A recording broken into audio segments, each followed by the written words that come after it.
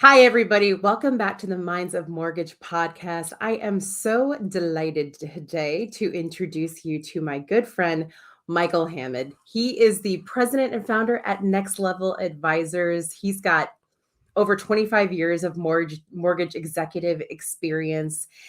He does so much to promote and help the industry. He's a LinkedIn master. He hosts a podcast each week called the FinTech Hunting Podcast. He writes a weekly mortgage update on Mondays called Monday Morning Fuel Up. And he also has a weekly newsletter that is a must read called the Weekly Mortgage Rewind. My very good friend, Michael Hammond, thank you so much for being on the podcast today. Oh, Kelly, it is great to be with you. I almost had to look over my shoulder. I wasn't sure you were talking about me, but it is great to be with you today. Oh, well, listen, I would love to let people get to know you a little bit. What area of the country are you in? I'm in Michigan. Oh, that's right. That's right. Where in Michigan do you live? I live in Canton, Michigan, probably about 15 minutes from Ann Arbor, about 40 minutes from Detroit. Is this the first time we've had this conversation? I think it is. Do you know that I'm an Ohio State fan? I do know you're see, I'm not a Michigan fan. I'm a Notre Dame fan. So I'm Oh, real popular in my neighborhood, being awesome. 15 minutes from Ann Arbor and rooting for the Irish. I mean, who doesn't root for the Irish, though? They're my number two team. All And right. I'm going to assume you're Catholic.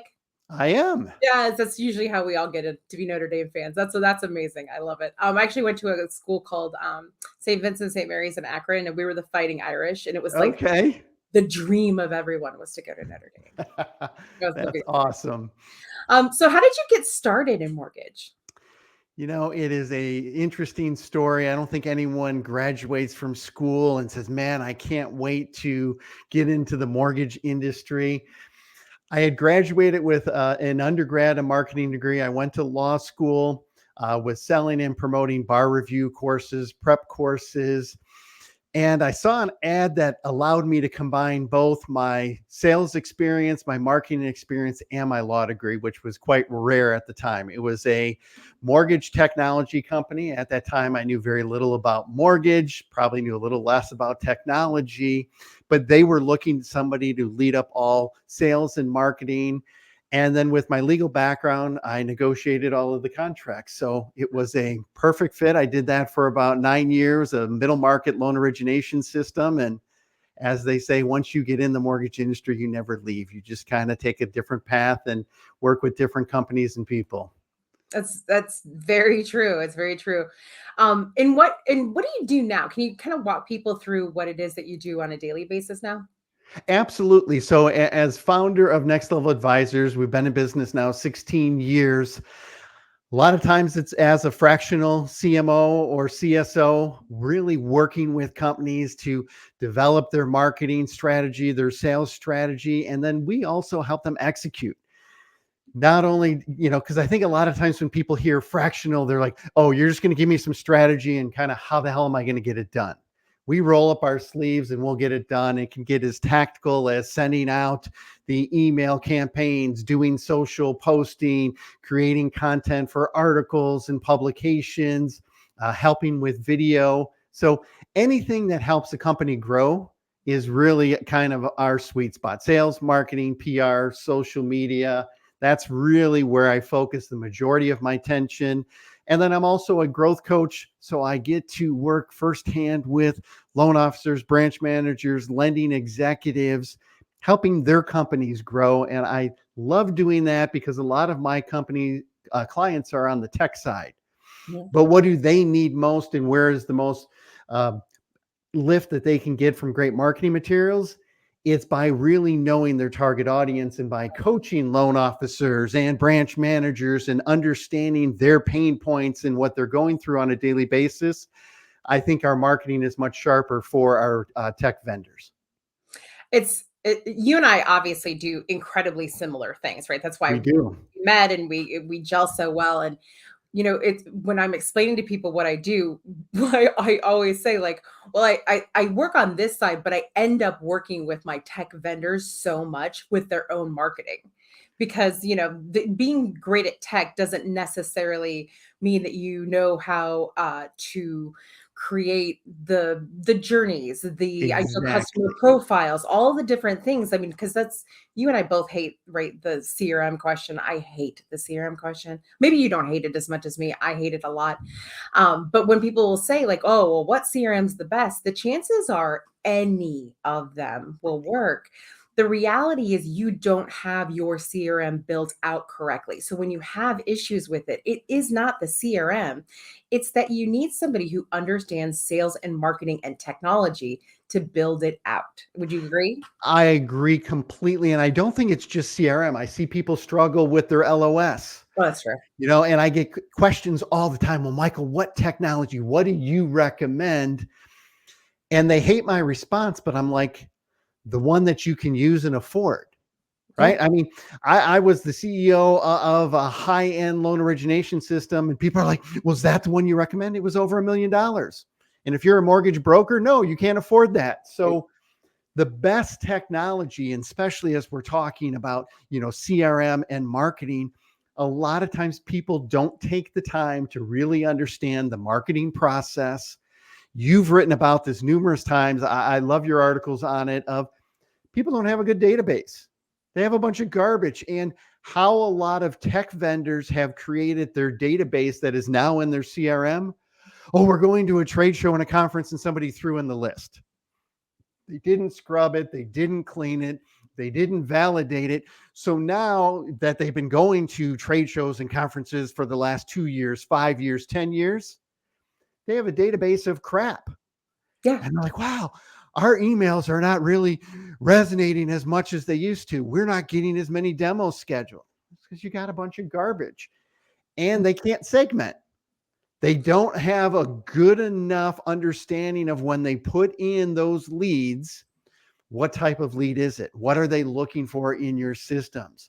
And if you can't segment, then what people do is they come up with, as you well know, a bunch of generic marketing copy that really doesn't move the needle. Nothing hurts me more than blast emails. And I think that, well, I mean, obviously, the segmenting of customers, for me, the segmenting of a database is the most profoundly important thing anyone in sales could possibly do. And you, I'm sure, get the same blowback I do, which is just like, well, I don't have the time to do that, or that's just Yep. overwhelming, or whatever that is. And I think that what's so stunning to me is if you give me a loan officer who's really good at their job, who has a database of, let's say, 5 to 10,000 people, and it's the real world. I mean, I get where we are right now. This is all obviously a very challenging time, but in the real, like, normal sort of world, that person would never ask for another referral as long as they live. Right. If done right. And what amazes me is when people say we're too busy, we don't know where to start, we don't have the time. How's it going to be better for you next year Oh, and the 100. year after that? And it just shocks me when these companies just year in and year out, well, we're going to go to this trade show.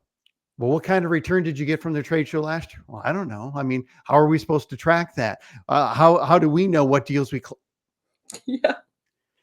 And so that's where you come in. That's where I come in. And we help say, if you put this in place, if you can learn how to segment and keep a clean database, and once you train people and they start seeing the benefits, they're going to start putting in the data. They're going to start upkeeping it. But when you just kind of throw everything out there and people are like, well, you sent an email blast and I didn't get 10 leads.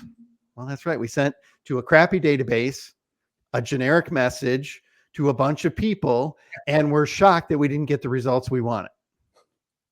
I'm very famous for calling it my data as well. So, like, if I'm working with a client and I'm like, "What did you just do to my data?" And they're like, "I think that's my data." And I'm like, "But wait a second. If you think about it, and I think so much of I think, yeah, as we're turning this tide, which is happening right now, which Yep. is we're no longer throwing all the money in the world at all the problems in the world. We're having to actually solve those problems.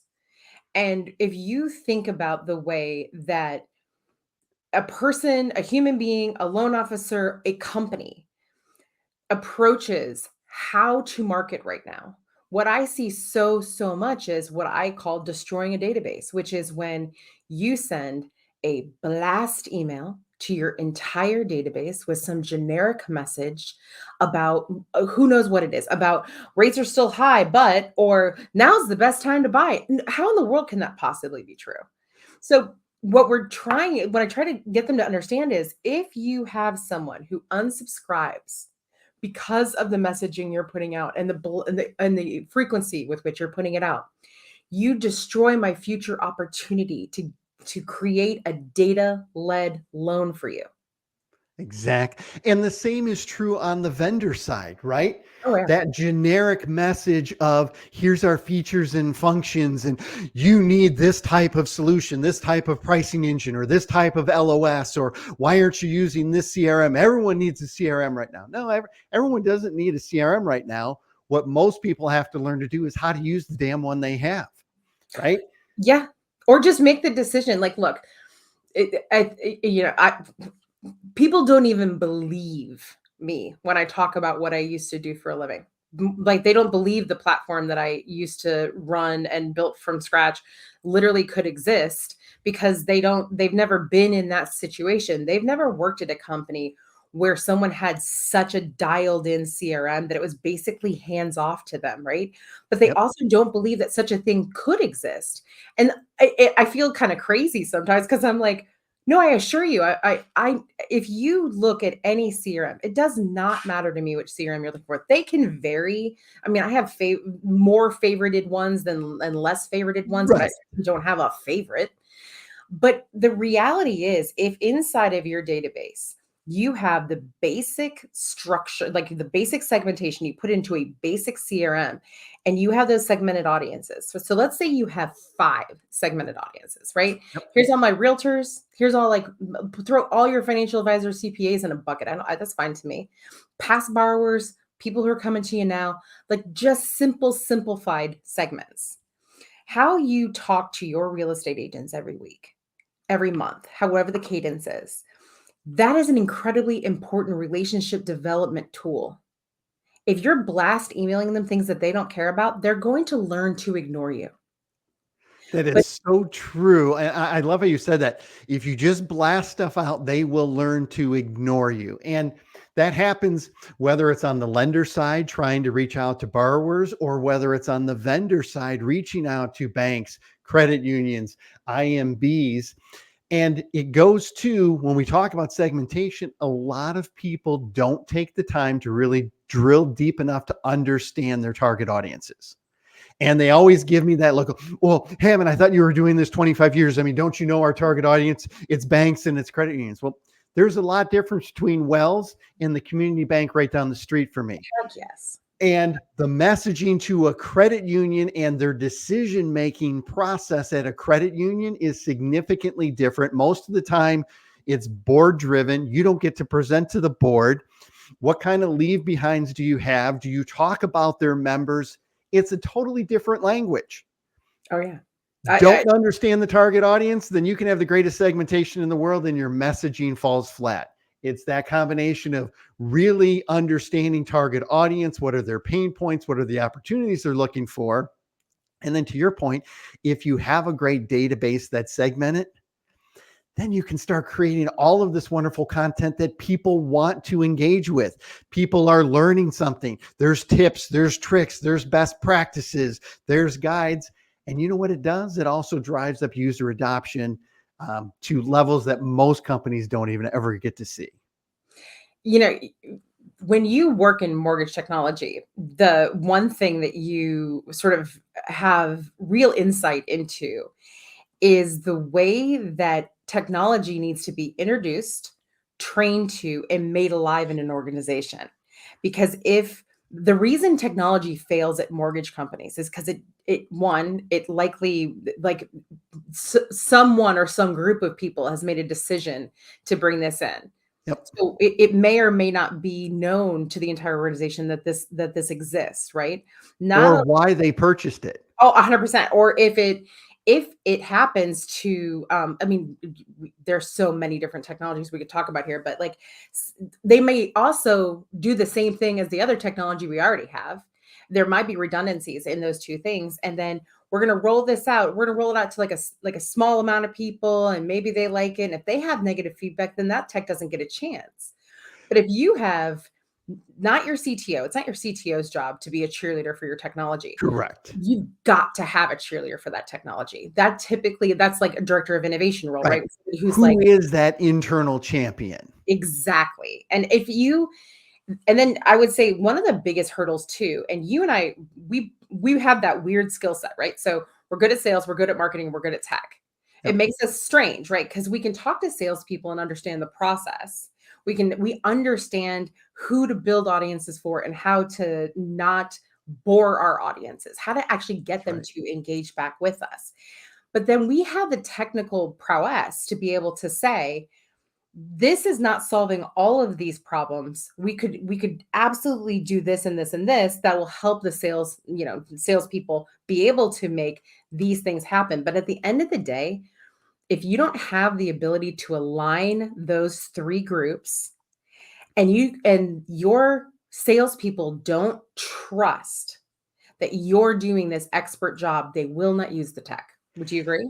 I completely agree. And one of the things that I've seen really impact that is in the mortgage industry, especially in today's market, there's a lot of acquisitions going on. Yeah. Okay. So you acquire a company and you acquire their technology.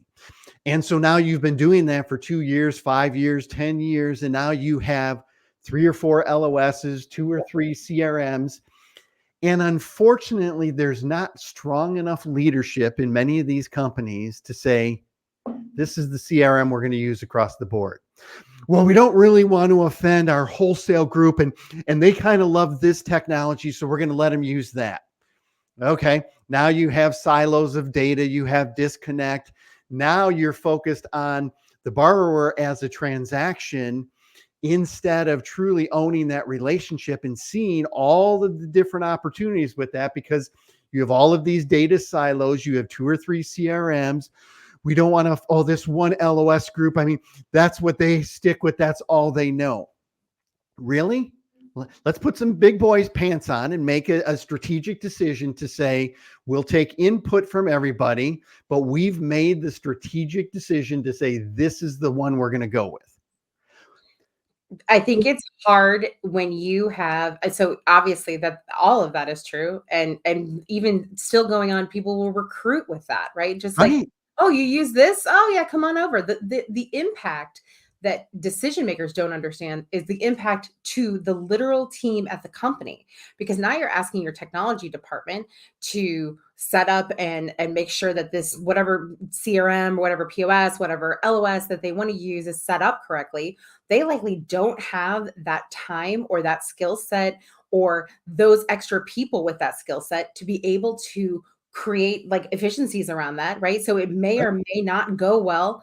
And then it's up to them to keep supporting this loan officer group that you made promises to, that genuinely, like, I get it. It's not, change is complicated and difficult. If Yep. we don't embrace that inside mortgage right now, we're in a lot of trouble. We are, and it's added so much to the cost and resources when you Oh, have to maintain 3, 4, 5 LOSs, 2, 3 CRMs. All of those systems add cost, add complexity. Most of them don't just seamlessly flow data back and forth to one another. You know that as well as I do. And then we're wondering why the average IMB is losing 500 per loan, is losing 1,500 per loan, is using 3,000 per loan, even with the advent of more and more technology. Quit chasing the shiny object. Really understand who your audience is and what are the technologies that will help you accomplish what you need to, and then make the decision. This is what we're going to go with. And to your point, be militant about owning that data. Have someone in there, but it's very difficult for one person to manage 5 different systems, 10 different systems, all of the different databases. They can't even get reporting out, let alone really driving a great customer or borrower experience. Yeah, I mean, we could probably we could literally spend the next 3 hours talking about it. And it's not, I know that it sounds like we're frustrated. And I think that where the frustration comes from, honestly, is if you're a business owner, I'm a business owner, and we make business-led decisions for our business. And so often I think when you have, salespeople in executive roles who want to bring on more salespeople, that's where we're pitching each other constantly, like, oh, come over to this team. We got all this great stuff. We'll make everything work. Well, the reality is that you're not making everything work. You're just making more work. Correct. And Love so it. if you think about, I'm interested to kind of hear what you think about how we approach these conversations with C-suite, because I get this tone. Let's say it's a tone, especially on LinkedIn. I think I see it a lot more than not, where people feel like, when you bring up tech, they've got a bad taste in their mouth, and the chances of that being technology's fault are pretty low. It's just implementation of tech. But I feel like there's this like tech isn't coming to take our job sort of vibe. And I'm like, no, no more so than a decade ago when we were building the same kind of technologies Right. and the same kind of ideas. This isn't to take over. This is so that you have an organized way to fill your pipeline with deals that are going to close and have the ability to create strategy for growth for that pipeline, because you know that you have people who come in. I mean, look, today, if you talk to somebody and they say, gosh, I rates are a little bit too high, but I would love to have a house in the fall. Okay, well, if that's just okay, like, I'll put you on my Outlook calendar to call you in October. What are you doing? This person should be on a guided path to understanding what they can do in the meantime to change their credit, to become a really good home buyer, to understand the market, to know that you're still engaging with them. And if you think about that, if a decision maker looks at just this one concept, that every human being who comes in to your company's database, or we'll call it database for the Right. company, every person has the ability to buy a house. In 3 months, 3 years, 30 years, they can do 5 transactions with you. And the only thing that keeps that from happening is that someone doesn't want to use their CRM. Right. They don't own the relationship. It's very, the mortgage industry has historically been very transaction focused. Get the Sure. Hammond file in, get the Hammond file out, get the Yale file in, get the Yale file out, and not own the Hammond relationship and realize, like you said, is it 5 loans over the course of a lifetime? Is it 7? Is it 11? We're talking millions of dollars left on the table every year because companies don't take the time to own the relationship. And back to tech, you had a great post today that I thoroughly loved that said AI is not going to come and take your job. The person who knows how to use it will. Amen.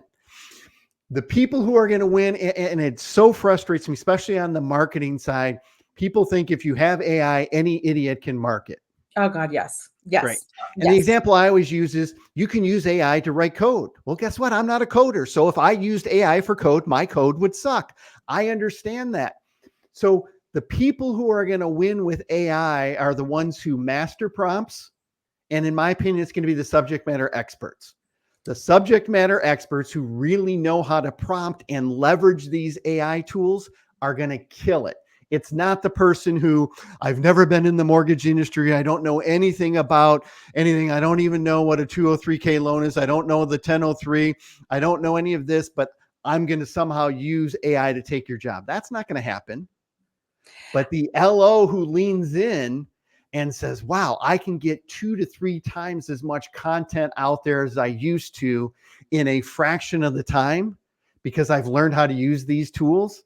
Those are the people that are going to win. The companies that learn to cut steps out of the process and leverage data and do hyper personalization. And when I say hyper, it's because most people think personalization is, hello, Kelly. Wow, that's awesome. You use somebody's first name. I mean, His name was Robert, and I called him Bob in my CRM, and now we're good friends. yeah, right. And so hyper personalization is really understanding, hey, Kelly's not looking for a house right now until the fall. She's looking for a second home, and this is where she's looking to get it. She wants to get a change of climate and this. Now, when you have a campaign and can nurture and can educate and provide valuable information, I think that's the other thing that so disappoints me and in some ways excites me, because I think it's opportunity for people like yourself and me. They've got to provide content that has informational value. Oh, yes. So many people just want to talk about what they have. Tech vendors want to, well, Michael, you got to explain this new feature. I hate to say it, but most of the time people don't give a shit about that new feature. No. What does it do for them? If you can relate it to how it helps them, how it makes their life better, how it makes their life easier, how it's going to cut out X number of dollars in the mortgage process, how it's going to reduce closing time, then they're going to be more interested in what you have to say. But just because you rolled out some new tech features, oh, Michael, you wouldn't believe it. The back end is so much better now. It makes our life easier. Cool. Your customer doesn't give a crap about that. Well, and technology always feels like the technology companies always want people to like, well, first of all, they don't want people to pay any attention at all. They just want to like, get paid per seat. I mean, I get how it works. But if like what literally kills me, and we had this problem in 2019 at Motivator, and it's obviously something that we would sell our left arm for right now, which was we had a one solution machine, right? We had 2,200 people using the exact same CRM with the exact same tech stack. And that tech stack had, we used Sales Boomerang at the time. We did a ton of data, but we looked at it from the perspective of each of these 2,200 people, right? They're in charge of their own database. They're in charge of their own relationships. We're going to curate opportunity. The problem we ran into in 2019 was we were curating loan after loan after loan after loan. And because they had so much business, those loans fell by the wayside. And I'm not talking about 10 loans a week. I'm talking about 1,000 loan opportunities a week. But there was you can't bounce someone else's database opportunities to another LO at the company, right? That's right. And so one of the big problems we ended up seeing and having was, gosh, here we sit with millions of curated leads that are constantly creating these data-led opportunities. We serve them to the loan officer, and let's say they're already closing 20 deals this month. They don't need a 21st. There's only so many they can handle at that Right. point in time. And so like if I were thinking too, like people don't believe such a thing exists, but when you think about it, like if you have that kind of situation now, right? Or in rates dropped, or we're a little healthier, let's say in mortgage, the ability to actually take those leads and say, my loan officer can't close them. But if I could get paid off of somebody else closing it, that would also not only help that human being who's come to you for a loan. Looking for home financing. Yes, but the brand identity, right? The brand reputation survives and thrives upon how this customer is going to be treated by our company. And so we have to rethink the way we also think about individual sort of opportunities that exist in these little databases, right? Because in the right world, we're all serving our own personal brand underneath the umbrella brand. Big umbrella, exactly. And so like when I think about smart tech, that's what I think about. Not, gosh, here's yet another shiny penny I can follow down the street. When actually, if I give you a glass of wine in 3 hours and you segment out your database, you will have done hundreds and hundreds of hours of smart work for yourself in that 3 hours. I love that term, smart work. And unfortunately, a lot of people and companies are not willing to put in that time. They think marketing's easy. They think, oh, I can just send something out. When times get tough, it's one of the first things they start cutting on. And then because they know somebody who created a logo or somebody's niece or nephew that has done some emails before, that's now their marketing. That's not marketing. No. Just like getting anyone who has been a greeter at any of the big box chains, they now can instantly be a great LO. It's not true. Loan officers get offended by that statement. Same thing as us marketers get offended that, well, I know somebody who created that logo. Oh, yeah. Awesome. So what would you say would be if you were talking to a mortgage exec right now and they asked, what's the easiest tech win that I could have at my company? What do you think that answer would be? What it should be or what it would be, I don't know if those two are the same. What it should be is, what is the technology you have right now and where can you get the biggest lift from that? Quit always looking for the next greatest thing, the newest thing. I heard somebody talk about this. You've already invested a significant amount of time, money, and resources. Most of the people don't even know what their current CRM can do before they go look at another one. 1,000% true. Most of them, they don't even know all of their data and what their data is telling. Now, with the advent of AI and all of the AI tools, run your data through this and start making better and more informed decisions. There's tools out there now that can say, hey, the probability of closing those 100 of loans right there in that bucket is less than 10%. You have 50 loans over here and the percent you could close is 80. Why don't you just spend the LO's time on those 50 and you're going to be so much better off? Yep, 100%. Well, friend, we could talk until the cows come home because we do the same thing. We have the same kind of history. We share the same excitement around AI, especially when it comes to generative AI and replacing human capital. And I mean, I know that that's not a sexy thing to say, but at the same time, we're going to have to figure out how to manufacture loans for less. So we're going to have these conversations. But I want to let people know where they can find you, which you're such a big voice on LinkedIn. So definitely look for you on LinkedIn, and then they can sign up for the weekly mortgage rewind right there on your page. Right there on that page, they can sign up for that. It's a newsletter that is all video. So it's got videos from all the different conversations we've had throughout the week, the different discussions, trying to give people how they want to consume information in a simple, easy way. If you can't find me on LinkedIn, which, if you're not on LinkedIn, go to mhammond@nexleveladvisors.com. There's no T. So it's NEXLEVEL, advisors is plural.com.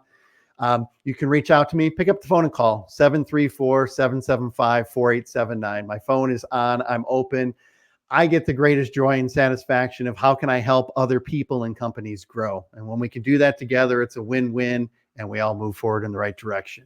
It's awesome. Thank you so much, Michael, for joining us. And I just can't wait to just keep these conversations going. I think that these are such imperative conversations for C-suite to listen to, and for honestly, for anybody in mortgage who's trying to figure out how to take that next step.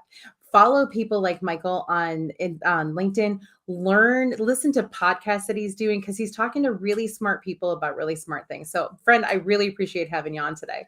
Kelly, thank you so much for having me. It was a great pleasure. All right. Thanks so much.